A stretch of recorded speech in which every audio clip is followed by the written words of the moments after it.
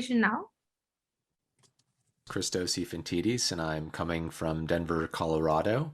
Today, my talk is going to be on the impact of a formal MSICS curriculum on an American Ophthalmology Residency program, and that program is at the University of Colorado. These are my disclosures. And so this is an important topic, I feel, because in the United States, we do have a minimum requirement for cataract surgery, which you could see here is listed as 86 Hello. surgeries that a resident has to complete Yeah, as yeah, a I'm audible. primary No, no. surgeon. But the issue is Okay. there's no delineation between phaco surgery and MSICS or other types of cataract surgery. And so the vast majority of residents stick to only learning phaco, where traditionally decades ago, they also learned extracapsular techniques. And so there's been a real decline in educational material during residency that allows residents to be proficient in MSICS and other types of extracapsular surgery by the time they graduate.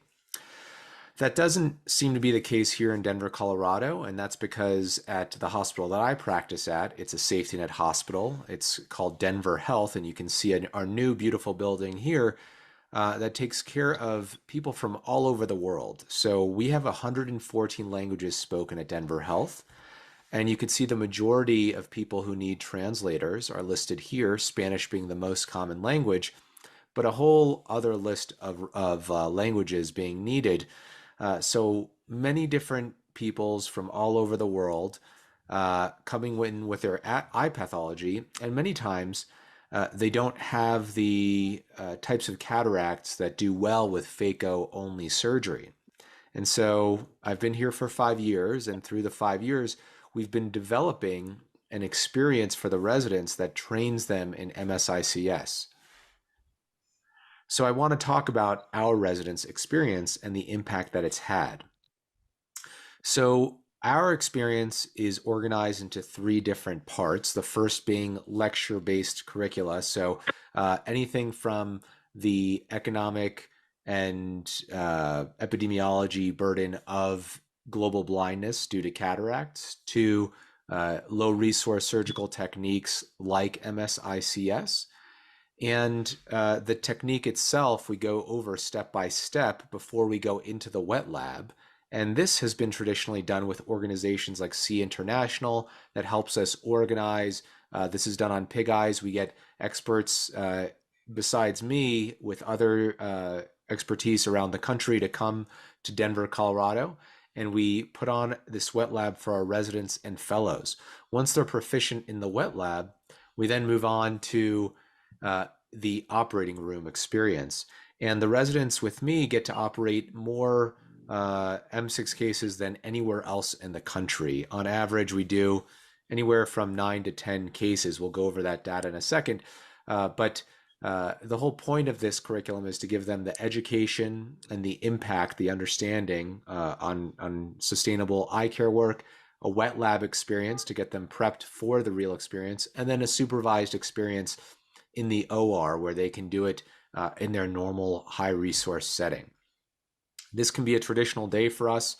You can see here in other countries, this could be very common, but in high resource phaco only countries to have 6 or more Msics on the schedule is quite unheard of, but we do have that here at Denver Health because of our patient selection, because so many patients do come from all around the world. So in order to capture the value of this curriculum, I decided to start surveying our residents. And so here you can see some of the results of those surgeries. And the N number here is 15. So 5 residents per class over the course of 3 years.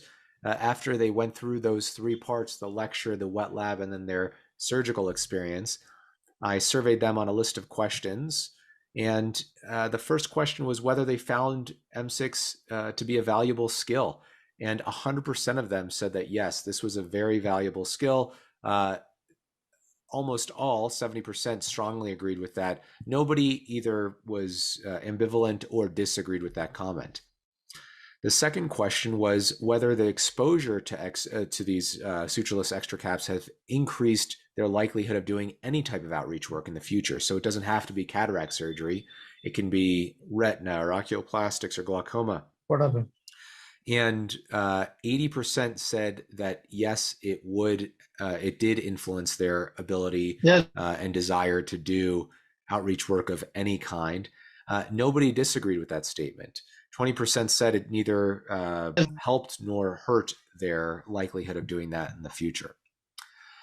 Third, whether the exposure to sutureless extra caps has increased their understanding about sustainable outreach work. This is something that I'm very proud of. 100% of them said that yes, they now understand what sustainable outreach work means. And this is really important for high income countries that have people who want to do outreach work, because we are, quite frankly, plagued with a lot of outreach groups who go and do these FACO only campaigns and might not be the best option for different settings that we see around the world. And so knowing that they understand the high impact of MSICS on sustainable outreach work is a huge win for this program.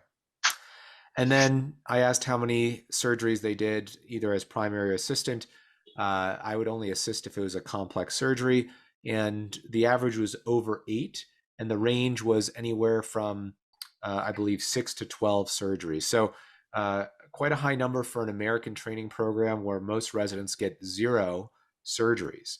And this takes me to the final slide here, which is how to incorporate MSICS into high resource environments. We're not talking about low resource environments around the world. We're talking how do we incorporate it into high resource educational environments in the United States, in Europe, Canada, that sort of thing. And it really comes down to 4 main points, I think. The first one, we need to find applicability to other types of surgeries. So if we know the applicability of MSICS steps, like the peritomy, to other types of surgeries like glaucoma surgery, retina surgeries, pterygia and ocular surface disease, that becomes a more pertinent teaching method during their training. Scleral tunnels are also very applicable to things like ACIOL placements, scleral work during glaucoma surgery, and then IOL exchanges. And then the manipulation that we do for placement of the IOL is very pertinent for things like secondary IOLs or IOL exchanges. The second point is to really focus on post-op day 1 outcomes to showcase the difference in visual acuity between phaco surgeries on dense cataracts and MSICS on dense cataracts. This really sold it at my program, where when I first got here, people were wishy-washy on whether we should really incorporate this into our surgical planning. But after the residents started seeing the day 1, 2020, 2030, 2040 vision compared to 2200, 2400 edematous corneas after phaco surgery, they really were believers in the surgery and they started telling others about it. And so we started a referral network from all over our academic system to allow for this surgery. We need to incorporate lectures on sustainable global work into their curricula so that they understand what the importance of this surgery is on a global scale. And then we also need to invite folks in the audience here, our colleagues, to come and give expert lectures on comparing phaco to Msics. I know Dr. McDonald is going to be talking about that today. And so, this is exactly what we need to do, is to highlight the impact of these surgeries on international work, but also even in high resource environments. I hope you found this talk educational, and I'd like to thank the Research to Prevent Blindness Challenge Grant that supports our research at our university. Thanks so much.